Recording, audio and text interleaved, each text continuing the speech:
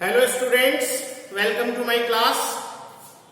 देखिए बेटा, previous 2 lectures से जो हमारा चैप्टर चल रहा है वो है हमारा मोटिवेशन। मोटिवेशन के फर्स्ट टॉपिक में हमने इंट्रोडक्शन की, मीनिंग एंड डेफिनेशन की और कैरेक्टरिस्टिक ऑफ मोटिवेशन की बातचीत की थी। और जो हमारा प्रीवियस वीडियो था, in that video we were discussing importance of motivation, need and importance of motivation. अब आज का जो ये हमारा टॉपिक है बेटा, ये इस चैप्टर का एक डैम इंटरेस्टिंग टॉपिक है और इंपॉर्टेंट टॉपिक है। तो today's topic is going to be very very important and interesting topic for you. Exam point of view से भी ये आपके इंपॉर्टेंट है। 4 मार्क्स का क्वेश्चन यहां से बन सकता है आपकी, तो बी केयरफुल। बहुत इंटरेस्टिंग है, हमारी प्रैक्टिकल लाइफ से रिलेट करता है। तो today we shall have fun. तो आई होप आप ये पूरा जो वीडियो लेक्चर है ये पूरा टेंशन फ्री होके, बिल्कुल रिलैक्स होके एंजॉय करोगे और लास्ट तक पूरा इसको फिनिश करोगे और पूरा बेनिफिट इसका लोगे। तो आइए स्टार्ट करते हैं आज की क्लास। तो देखिए, जैसा कि आप जान चुके हैं कि today we are going to discuss techniques of motivation, ठीक है। और I have already told you कि this topic is going to be very very important topic for you. Exam में ये 4 मार्क्स का आ सकता है आपकी। So be careful and you must take it very seriously. Don't take it lightly कि बिल्कुल हवा में उड़ा दिया, ऐसा नहीं करना है बेटा। बोर्ड क्लासेज है, अब तो थोड़ा सीरियस हो जाओ। 4th चैप्टर भी लगभग आधा हो जाएगा आज आपका, तो थोड़ा सा आप स्टडी को लेकर सीरियस हो। चलिए तो स्टार्ट करते हैं कि हमारा जो आज का टॉपिक है बेटा वो है टेक्निक्स ऑफ मोटिवेशन। तो देखो बेटा, मोटिवेशन तो आप सब जानते हो कि किसी को कैसे किसी का 100% निकाला जाए, कैसे किसी का 200% उसमें से निकाला जाए, कैसे किसी को एंथुसियास्टिकली वर्क करने के लिए हम इंस्पायर्ड कर सकें, इंड्यूस कर सकें, स्टिमुलेट कर सकें। तो ये हमारा मोटिवेशन है कि motivation means it is a process of stimulating, inducing, inspiring a person कि वो ऑर्गेनाइजेशन के गोल्स अचीव करने के लिए अपना 200% कंट्रीब्यूट करे। यानी वो डेस्परेट होके काम करे, वो एनर्जाइज होके काम करे, वो एंथुसियास्टिकली काम करे। देखो बेटा, मैंने आपको बताया था कि with money we can purchase only physical presence of a person, but with motivation we can purchase not only physical presence, वो तो आपने पैसा देके खरीदी ही है, but also mental presence and enthusiasm. और आपकी जो फेथफुलनेस है, जो डेडिकेशन टुवर्ड्स द वर्क है, वो सब आप मोटिवेशन से, एक एम्प्लॉयज में से, एक वर्कर में से निकाल सकते हैं, ठीक है। तो मोटिवेशन आपको आता है। अब सबसे पहले first of all I would like to tell you कि टेक्निक्स का क्या मतलब है। What do you mean by techniques? तो बेटा, टेक्निक्स का मतलब है आपके मोड्स, या ये कहूं कि वेज ऑफ डूइंग मोटिवेशन, कि वो तरीके कौन से हैं। What do you mean by techniques? Techniques का मतलब वो तरीके कौन से हैं जिनसे हम एक एम्प्लॉय को, एक वर्कर को मोटिवेट कर सकते हैं। तो आई होप क्लियर होगा। टेक्निक्स का मतलब वो वेज, वो मोड्स, वो तरीके, ठीक है। अब बेटा, ये जो टेक्निक्स है आपके मोटिवेशन की, these techniques can be broadly classified in 2 categories. First one है आपके financial technique, ठीक है, and the second one is non-financial techniques, ठीक है। तो एक financial techniques है, दूसरी आपकी non-financial techniques है। देखो बेटा, financial techniques जो है आपकी वो monetary पॉइंट ऑफ व्यू से होती है, यानी it is completely related with money. और ये नॉन फाइनेंशियल टेक्निक्स जो होती है आपकी, ये नॉन मॉनेटरी होती है, यानी ये आपकी कंप्लीटली रिलेटेड विथ मनी है। और non financial techniques are not related with money और करेंसी, ये कंप्लीटली नॉन मॉनेटरी है। ये जनरली आपके साइकोलॉजिकल इन नेचर होती है। जैसे आपने किसी को रेस्पेक्ट दिया तो he will be satisfied, psychological in nature होती है, ठीक है। तो broadly these techniques of motivation can be broadly classified in two categories. The first one is financial techniques and the other one is non-financial techniques. तो आइए अभी ने हम वन बाय वन डिस्कस करेंगे। बेटा first of all we shall talk about financial techniques. देखिए ये तो आपको पता चल गया है कि financial techniques are all about money, ठीक है। और वो कहावत सुनी होगी आपने, बाप बड़ा ना भैया और सबसे बड़ा रुपया। तो देखो बेटा मनी जो है वो तो सदियों से, सेंचुरीज जब से आपकी मनी बनी है, जब से करेंसी डेवलप हुई है तब से ही, यानी जो हमारा जितनी पुरानी हमारी सिविलाइजेशन है तब से ही मनी जो है वो एक मोटिवेटर रही है, मनी एक स्टिमुलेटर रही है। क्योंकि देखिए पैसा जो है वो, हम क्यों पैसे के पीछे भागते हैं? आज कोई भी इंसान पूरे दिन हार्डवर्क करता है only because of money, because money can satisfy our needs, because with money we can satisfy our needs. हम हमारी जो नीड्स है, हमारी फैमिली की जो नीड्स है, हमारी इंडिविजुअल जो नीड्स है उन्हें सेटिस्फाई कर सकते हैं। तो money is the greatest and biggest motivator और स्टिमुलेटर। तो ये तो अनडाउटेडली अनक्वेश्चनेबली सब जानते हैं कि बाप बड़ा ना भैया सबसे बड़ा रुपया। अब इसको आप किस किस तरीके से दे सकते हैं किसी वर्कर को, किसी एम्प्लॉय को, किस किस तरीके से, वो वेज क्या है? तो देखिए एक तो आप किसी को हाई सैलरी देके काम के प्रति ज्यादा डेडिकेट बना सकते हैं। अब आप कहेंगे सर कैसे? अरे भी हाई सैलरी होगी तो आइदर ही और शी विल बी हैप्पी, उसकी नीड्स सारी सेटिस्फाई रहेगी, उसका माइंड अपने फाइनेंशियल इश्यूज से कंप्लीटली साइड आउट रहेगा क्योंकि उसकी फाइनेंशियल नीड्स पूरी कंप्लीट हो रही है। और दूसरा क्योंकि उसे पता है कि ऑर्गेनाइजेशन मुझे इतनी हाई सैलरी दे रही है तो मेरी भी रिस्पॉन्सिबिलिटी है कि मैं ऑर्गेनाइजेशन को अच्छा रिटर्न दूं, अदरवाइज तो फिर ऑर्गेनाइजेशन भी कितने दिन बियर करेगी। तो फाइनेंशियल टेक्निक्स में पहला है आपका हाई सैलरी, कि हाई सैलरी देके आप किसी को मोटिवेट कर सकते हो कि भाई, क्योंकि अगर मैं मॉनेटरी 100% नहीं 200% सेटिस्फाई हूं, suppose that at the time of interview I was expecting only 35,000 and organization was offered me 50,000 per month। तो मुझे तो है, मैं तो लेने तो गया था आलू की सब्जी और मिल गई पनीर की सब्जी, तो I was very happy। तो मैं अपना पूरा 100% दूंगा, 200% दूंगा, क्योंकि मेरी नीड्स सारी, क्योंकि मैं तो 35, I was expecting only 35 and organization is giving 50,000 to me, तो मैं पूरा अपना 200% दूंगा, क्योंकि मेरा तो सारी नीड्स कंप्लीट होने के बाद 15,000 एक्स्ट्रा और सेव हो रहा है। तो एक तरीका तो है हाई सैलरी। दूसरा, आप सैलरी इंक्रीमेंट दे सकते हैं। जो जो वर्कर्स अपने टास्क कंप्लीट करें, जो जो एम्प्लॉयज अच्छा परफॉर्म करें, उन्हें एक सर्टेन इंक्रीमेंट एनुअल बेसिस पे 5% increment in salary, 10% increment in salary, तो सैलरी इंक्रीमेंट भी दिया जा सकता है। बोनस में ऑल्सो भी गिवन, ये एनुअल बोनस डिक्लेयर करे कंपनी या ऑर्गेनाइजेशन कि भी, क्योंकि देखिए जो भी प्रॉफिट ऑर्गेनाइजेशन ने कमाया है उसमें उसके ह्यूमन रिसोर्स का भी तो रोल बहुत इंपॉर्टेंट है।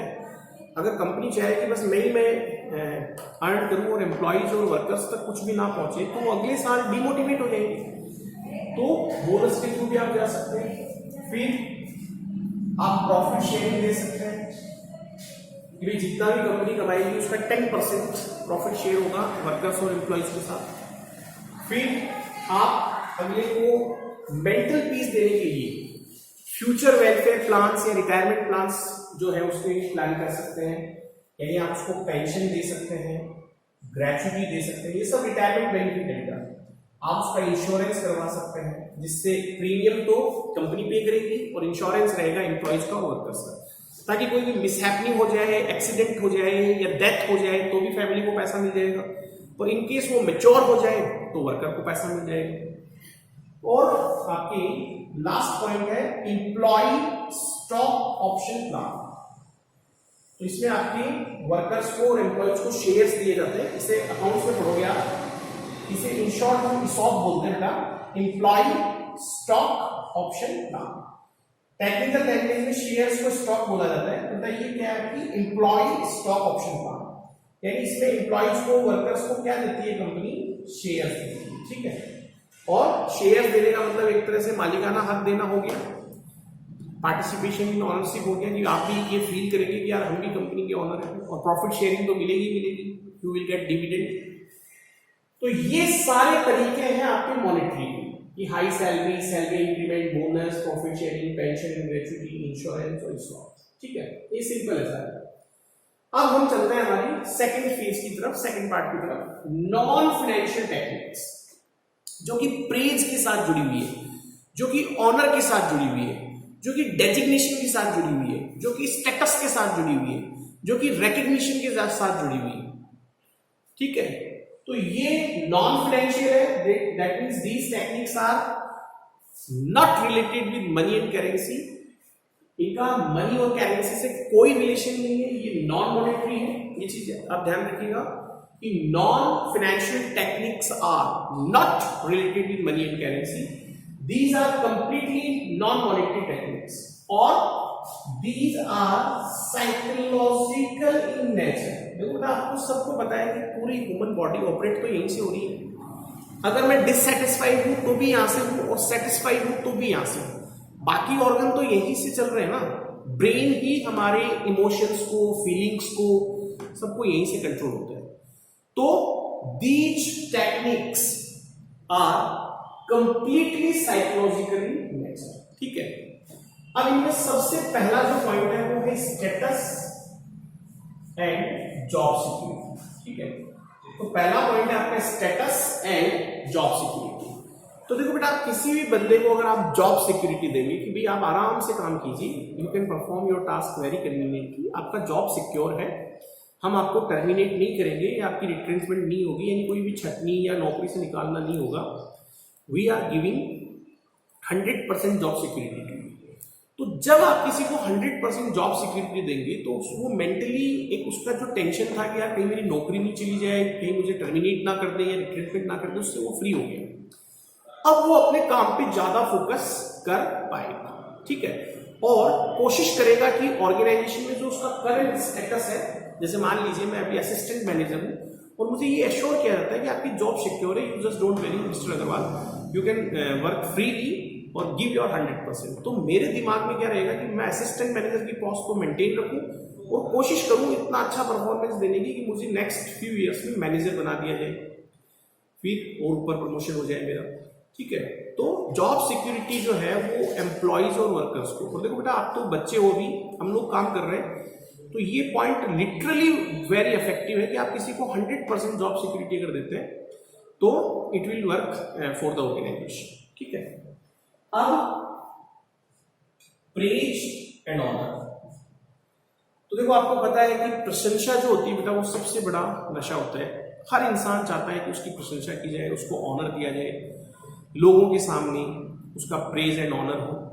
तो प्रेज एंड ऑनर में क्या है कि जब कोई भी एम्प्लॉय या वर्कर अच्छा परफॉर्म करे तो the organization should give him proper credit, reward, prizes, promotion, certificate of appreciation, और ये लोगों के सामने उसको एक रिकग्निशन मिले, एक प्रेज एंड ऑनर मिले। क्योंकि देखिए हर इंसान चाहता है कि मैंने इतनी मेहनत की है तो कम से कम कुछ तालियां तो बजे मेरे लिए, कोई तो मेरी पीठ थपथपाए।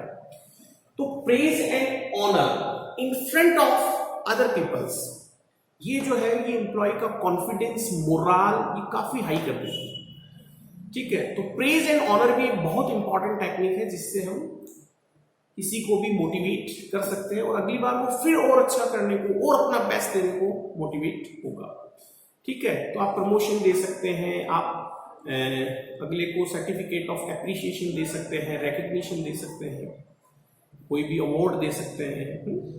तो प्रेज एंड ऑनर से भी हम मोटिवेट कर सकते हैं। फिर पार्टिसिपेशन इन मैनेजमेंट, तो देखिए जब भी कोई इंपॉर्टेंट डिसीजन मेकिंग हो तो उसमें अगर एम्प्लॉयज और वर्कर्स को भी पार्टिसिपेशन करने का राइट दिया जाएगा, अगर उनके सजेशंस को भी सुना जाएगा, वो क्या चाहते हैं उस पर भी अगर उसको भी अगर कंसिडर किया जाएगा तो it will increase their confidence कि यार ये डिसीजन, आज कंपनी के बड़े बड़े डायरेक्टर्स डिसीजन ले रहे हैं लेकिन वो डिसीजन लेने से पहले एटलीस्ट उन्होंने हमें पूछा और हमारे सजेशन सुने उन्होंने। अब उनमें से कितने मानते हैं कितने नहीं मानते वो अलग मैटर है, लेकिन it will increase their confidence. और देखिए जो भी डिसीजन बेटा पार्टिसिपेशन से होता है, मतलब जो भी डिसीजन आपका आपकी डेमोक्रेटिक लीडरशिप स्टाइल से लिया जाता है, यानी डेमोक्रेसी मतलब सबका पार्टिसिपेशन, पार्टिसिपेटिव लीडरशिप स्टाइल बोल दीजिए, चाहे आपके कंसल्टेटिव बोल दीजिए, चाहे डेमोक्रेटिक बोल दीजिए, तो उसमें क्या होता है, अगर कोई भी डिसीजन लेने से पहले स्कूल ने अगर मेरी सजेशन भी ली थी और उसे मान लीजिए कुछ माना कुछ नहीं माना, लेकिन फिर भी जब वो डिसीजन मेरे ऊपर इंप्लीमेंट होगा तो मैं उसे ज्यादा डेडिकेटेडली फॉलो करूंगा, क्योंकि मुझे पता है वो डिसीजन मुझ पर थोपा नहीं गया है, मेरी एडवाइस यानी मेरे सजेशन के साथ लिया गया है। तो participation management will also help to a employee और वर्कर कि वो और ज्यादा डेस्परेट होकर और एंथुसियास्टिकली काम करे। फिर हमारा नेक्स्ट पॉइंट है इफेक्टिव लीडरशिप एंड सुपरविजन। देखो बेटा, कोई भी वर्कर या एम्प्लॉय जब कभी भी उसे प्रॉब्लम आती है तो वो किसकी तरफ देखता है, अपने लीडर की तरफ या फिर अपने सुपरवाइजर की तरफ। और अगर आपका लीडर और सुपरविजन अच्छा है, if you have a good leader, if you have a good supervisor, तो आपको जब कभी भी प्रॉब्लम आएगी उसका तुरंत सॉल्यूशन आपको वहां मिल जाएगा। तो इससे होगा क्या कि जो एम्प्लॉय और वर्कर है वो ड्यूरिंग द वर्क अननेसेसरीली परेशान नहीं होगा, और it will increase working capacity, it will increase their speeds, और एक अच्छा रिलेशन भी मेंटेन होगा लीडर और फॉलोअर्स के बीच में और सुपरवाइजर और वर्कर्स के बीच में। तो ये भी आपके एक नॉन फाइनेंशियल टेक्निक है मोटिवेशन। फिर आपकी डेलीगेशन ऑफ अथॉरिटी। देखिए बेटा, डेलीगेशन ऑफ अथॉरिटी क्या होता है कि जो सुपीरियर अथॉरिटी है वो अपने कुछ राइट्स अपने सुबॉर्डिनेट्स को डेलीगेट कर देती है कि भाई आपको इतने पावर्स हम दे रहे हैं, यानी इस लेवल तक की डिसीजन मेकिंग के लिए आपको बार बार हमारे पास आने की या अगेन एंड अगेन पूछने की जरूरत नहीं है। तो जब एक सुपीरियर अथॉरिटी अपनी इंफीरियर अथॉरिटी को यानी अपने सुबॉर्डिनेट को जब अपनी अथॉरिटी डेलीगेट करती है तो it will increase his confidence, उसका मोराल हाई होता है, उसको लगता है कि हाँ मुझमें कैपेबिलिटी है, मुझे एक रिस्पॉन्सिबिलिटी दी गई है, मुझे कुछ पावर्स दिए गए हैं। तो डेलीगेशन ऑफ अथॉरिटी से भी एक वर्कर का, एक एम्प्लॉय का मोराल बढ़ता है, कॉन्फिडेंस बढ़ता है, वो मेंटली सेटिस्फाई होता है कि हाँ यार मेरे पास भी कुछ तो पावर्स है ऑर्गेनाइजेशन में। तो it will also increase the working capacity, working speed, efficiency of a worker और employ, effectiveness of a worker and employ. फिर है जॉब एक्सपांशन। जॉब एक्सपांशन का मतलब क्या है? जॉब एक्सपांशन में कोई भी टास्क इंडिविजुअल को असाइन नहीं करके पूरे ग्रुप को असाइन किया जाता है, जिससे क्या है, एक तो उनके सोशल रिलेशन भी बनते हैं आपस में, और ग्रुप कंसल्टेंसी और ग्रुप डिस्कशन से एक एम्प्लॉय दूसरे एम्प्लॉय से बहुत कुछ सीखता भी है और सिखाता भी है, और बहुत नाइस एनवायरनमेंट में काम होता है। और एक होता है जॉब अल्टरेशन। क्या होता है? Job alteration. ठीक है, तो जॉब अल्टरेशन क्या है बेटा? तो बेटा आपको दो चीजें समझनी है। देखो, एक तो आप पढ़ते हो कि practice makes a man perfect. If we are doing the same work again and again तो वी विल बी परफेक्ट। तो practice makes a man perfect. लेकिन इसके साथ एक चीज ये भी है कि अगर आप एक ही एक काम रोज करते हैं तो ये it will become a monotonous work for you, यानी हमें उससे उबाऊपन आने लग जाता है, हमें उससे मतलब एक तरह से कि यार रोज एक ही काम मैं क्यों करूं। तो मोनोटोनसनेस को यानी मोनोटोनी को इग्नोर करने के लिए, मोनोटोनी को एलिमिनेट करने के लिए हम क्या करते हैं? जॉब ऑल्टरेशन करते हैं। मतलब एक एम्प्लॉय को कुछ समय के लिए लाइक 6 मंथ 1 ईयर किसी दूसरे जॉब पे अपॉइंट किया जाता है ताकि उसकी स्किल्स भी इनहेंस हो, और जो उसको अपने प्रीवियस वर्क में एक मोनोटोनस लेवल पे पहुंच गया था कि आप रोज ही रोज एक ही काम करके मैं तो परेशान हो गया, उससे भी उसको फ्रीनेस मिल जाए। तो इसलिए हम क्या करते हैं? जॉब ऑल्टर कर देते हैं, जॉब रोटेट कर देते हैं एक दूसरे एम्प्लॉयज का, ताकि उन्हें एक कॉन्फिडेंस मिले, उनकी अलग स्किल्स भी डेवलप हो, उनका ऑलराउंडर डेवलपमेंट हो। इसलिए हम जॉब ऑल्टरेशन करते हैं। तो ये भी एक नॉन फाइनेंशियल टेक्निक है मोटिवेशन। फिर ग्रुप डिस्कशन। तो आपको पता है जीडी इज ऑलवेज बेनिफिशियल। लेकिन जीडी में क्या होता है? एक एम्प्लॉय दूसरे एम्प्लॉय से सीखता भी है और उसे सिखाता भी है। और बेटा हमेशा ये मान के चलिएगा कि जब कभी भी आपका नॉलेज इनहैंस होता है, literally I am telling you, because being a teacher I can feel it, जब कभी भी आपका नॉलेज इनहैंस होता है तो it will increase your confidence. ये हमेशा आप ध्यान रखिएगा। तो जीडी बहुत अच्छी टेक्निक है। जब जीडी होता है तो एम्प्लॉयज अपनी बातें रखते हैं, दूसरों की बातें सुनते हैं, एक एम्प्लॉय दूसरे को सिखाता भी है और उससे सीखता भी है। फिर नेक्स्ट, अपॉर्चुनिटी फॉर डेवलपमेंट। देखिए बेटा, हर इंसान जिंदगी में कुछ नया करना चाहता है, कुछ सीखना चाहता है। जैसे कंपनी ने अपने सारे एम्प्लॉयज को जो भी नहीं जानते थे उन्हें ड्राइविंग सिखा दी, या उनकी कम्युनिकेशन स्किल्स को डेवलप करने के लिए ट्रेनिंग प्रोग्राम लगा दिया, यानी उनकी सॉफ्ट कम्युनिकेशन स्किल्स को बहुत इंप्रूव कर दिया। और देखो, कंपनी में आज आप हैं, हो सकता है फ्यूचर में आप उस कंपनी में ना रहे, लेकिन कंपनी ने अगर आपके अंदर की एडिशनल स्किल डेवलप की है तो वो तो आपकी लाइफ टाइम काम आने वाली है। तो इसे हम, इस टेक्निक को कंपनी एग्जीक्यूट करती है डिफरेंट काइंड ऑफ सेमिनार्स के थ्रू, कॉन्फ्रेंसेस के थ्रू, स्पेशल ट्रेनिंग सेशंस के थ्रू, ट्रेनिंग एंड डेवलपमेंट प्रोग्राम्स के थ्रू, कि सबको ड्राइविंग सिखा दी, 4 व्हीलर ड्राइव करना सिखा दिया, सबकी सॉफ्ट कम्युनिकेशन स्किल्स को बहुत इंप्रूव कर दिया, सबकी आईटी स्किल्स को बहुत इंप्रूव कर दिया। और इसका बेनिफिट कंपनी को तो मिलेगा ही मिलेगा जब तक वो कंपनी में है। जब कभी भी वो employees due to any reason वो कंपनी स्विच कर जाएंगे और दूसरी कंपनी में जाएंगे, तो उस कंपनी को भी बेनिफिट मिलेगा और उसकी वजह से उनका डेवलपमेंट होगा। क्योंकि आज मार्केट में जो हमारी वैल्यू है वो हमारी स्किल्स की वजह से। तो अपॉर्चुनिटी फॉर डेवलपमेंट, तो जब कभी भी ऐसे प्रोग्राम्स चलते हैं जिनमें आपको अपनी पर्सनैलिटी को ग्रूम करने का मौका मिलता है, डेवलप करने का मौका मिलता है, तो उससे भी इंसान साइकोलॉजिकली सेटिस्फाइड होता है। फिर कंपटीशन एंड चैलेंजेस। तो देखो बेटा, आपको पता है being a human being we don't like work, और बहुत सारे लोग तो ऐसे हैं जिनको जब तक आप कोई कंपटीशन ना दो, जब तक आप कोई चैलेंज ना दो, उनके बॉडी में ब्लड की स्पीड ही नहीं बढ़ती है। वो कहते हैं ना कि एक बार जो मुझे किसी ने चैलेंज कर दिया तो फिर तो मैं किसी की नहीं सुनता। तो कुछ लोग ऐसे होते हैं बेटा, 50 to 60% लोग ऐसे होते हैं, they are very efficient but they can not give their 100% without any competition और चैलेंज। जब तक आप उनके सामने कोई चैलेंज नहीं रखोगे, जब तक आप उनके सामने कोई कंपटीशन नहीं रखोगे, उनमें से उनका 100% 200% निकलता ही नहीं है। तो जब आप एक कंपटीशन रख दोगे, बेस्ट एम्प्लॉय अवार्ड या कोई भी तरह का कंपटीशन या चैलेंज जब आप एम्प्लॉयज के और वर्कर्स के सामने रख दोगे, तो it will increase their efficiency, effectiveness, speed, enthusiasm, डेस्परेटनेस। क्योंकि हर एम्प्लॉय और वर्कर उस कंपटीशन को जीतने की कोशिश करेगा और अपना बेस्ट देने की कोशिश करेगा, है। और जब भी हम किसी को कंपटीशन, जैसे आपने देखा होगा कि घर में भी आप जो सिबलिंग्स हैं या फ्रेंड्स हैं, तो जब आप किसी को कंपटीशन देते हैं, बॉल लगाता है क्या शर्ट, तो आप एक अलग जोश, कोई तो लाना है अपने को, वो डेवलप हो जाता है। तो कंपटीशन एंड चैलेंजेस भी, it is a very good technique. And the last but not the least is healthy environment. तो बेटा, आपको पता है जहां पे भी हम काम करते हैं वहां के वर्किंग एनवायरनमेंट का हम पे बहुत ज्यादा इंपैक्ट पड़ता है। तो the working environment should be healthy, यानी there should be proper ventilation, neat and clean environment, there should be properly RO and filtered drinking water, the proper restroom should be there, the proper dining hall आपकी जो है जहाँ पे बैठ के workers वगैरह lunch वगैरह कर सकें, should be there, the canteen facility should be there, the first aid facility should be there, and the hygienicness, गंदा ना हो, toilets should be clean, neat and clean. So the working environment should be neat and clean and purely hygienic.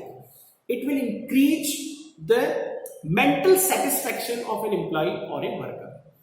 तो ये सारे points मैंने आपको detail में explain कर दिए हैं, और अब आप इसका एक शॉट ले लीजिए 5 सेकंड्स का। और आज का जो ये टॉपिक है बेटा, ये बहुत ही इंटरेस्टिंग टॉपिक था आपका। टेक्निक्स का मतलब वो वेज, वो तरीके जिनसे आप एक वर्कर को, एक एम्प्लॉय को, एक डायरेक्टर को, ह्यूमन बीइंग को मोटिवेट कर सकते हैं, उसे स्टिमुलेटर दे सकते हैं। तो 2 पार्ट में थी, फाइनेंशियल और नॉन फाइनेंशियल। ये आपकी कंप्लीटली मॉनेटरी से रिलेटेड थी, ये नॉन मॉनेटरी है, साइकोलॉजिकल इन नेचर है। इसमें आपने ये सारे पॉइंट्स स्टडी किए हैं और इसमें आपने ये सारे पॉइंट्स, और आई होप आपने इसका शॉर्ट ले लिया होगा। यस बेटा, तो देखिए बेटा, being a teacher we are trying our level best, और अब आपसे कोऑपरेशन कितना मिल पाता है ये आपकी साइड पे है। और प्लीज नोट्स मेंटेन करते रहिए, टॉपिक्स को स्टडी करते रहिए, वीडियोस तुरंत देख लिया कीजिए। व्यूज बहुत कम आते हैं पर हम क्या कर सकते हैं, what can we do, we are giving our best, but सामने से सपोर्ट नहीं है। I hope you can understand our side. और finally I would like to say I hope you enjoyed today's video and lecture. Thank you so much. Have a nice day. Thanks.